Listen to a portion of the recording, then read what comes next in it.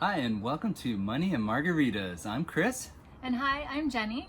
If you're new to our channel, we are all about inspiring financial independence so that we all have the time to focus on what matters and design a life we love. So we will be covering all sorts of topics, including real estate investing, margarita recipes, how to save money, how to create cash flow, and so much more. We hope you join us. And of course, we want to make talking about money just a little bit more fun, hence the margaritas. Cheers. Cheers.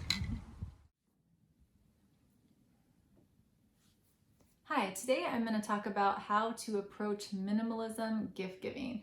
So if you're like me and you are on your journey to minimalism, this is something that is definitely a hard topic to bring up, but I wanted to share how it went and what's been working for me so far. So the number one thing that I recommend is making sure that you first communicate why you're trying to be a minimalist and what that is all about. I think giving people a heads up on what your position is and kind of where you're going will help them a little bit more understand where you're coming from. Don't expect people to, totally get on board or understand why you're doing it, but I think communicating it in the first place is the first step. So that's number one. Number two, in regards to gift giving, I think you need to really take into account and just make sure you give examples and communicate to the people who, give gifts. Because at the end of the day, someone who's giving a gift is being very, very thoughtful. And, as the gift receiver, you definitely want to be appreciative and very thankful for that. At the same time, if you're trying to be a minimalist, you also don't want a bunch of stuff accumulating that you feel like you also can't, donate or throw out because it was a gift. So I recommend starting with something small like souvenirs, for example. So even myself and my husband, Chris, when we would travel, we would always used to bring back souvenirs for people because that's just something that our parents had done for us and it was something that we thought was nice. But now we kind of approach the souvenirs for ourselves as, hey, we really don't need to buy, another thing just that says, Cabo to bring it home. What we can do is just take some really cool pictures there, and then it's a memory that we can put on our digital photo frame, or we'll do a really fun experience that we'll treat ourselves to versus buying, souvenirs. For other people, let's say you have family members that go on vacation and are so sweet and always bring back something like a souvenir, like a hat or a shot glass or something for you.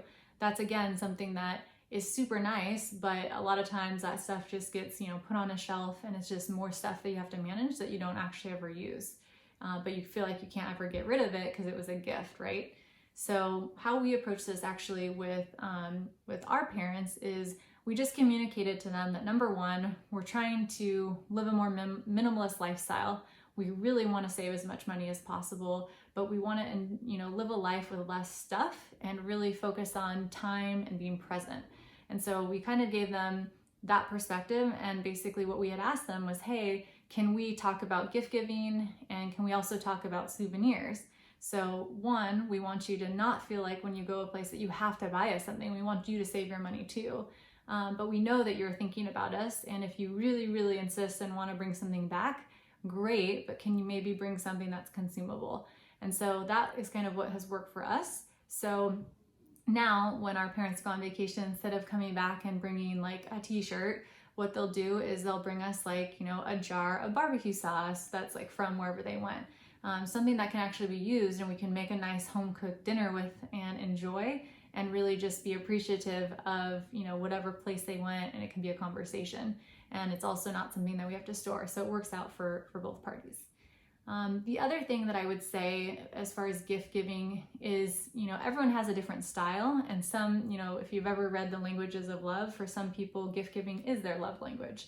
And so just because you want to be a minimalist and you don't want to have more stuff, it doesn't mean that other people don't like receiving gifts. So I would say definitely, even if you're a minimalist, feel more than welcome, and I do encourage to still give gifts to the people who want to receive gifts. And if someone is a minimalist, there's still gifts that you can give that are really thoughtful, that aren't going to take up space for that person. So anyways, I hope that's helpful. We're still trying to figure it out too, but I think, just approaching it with giving the background on kind of where your head's at with minimalism, and then suggesting, how to go about it if you guys are going to do gift giving has helped us a lot. So I hope this helps you too, and good luck on your minimalism and money saving journey.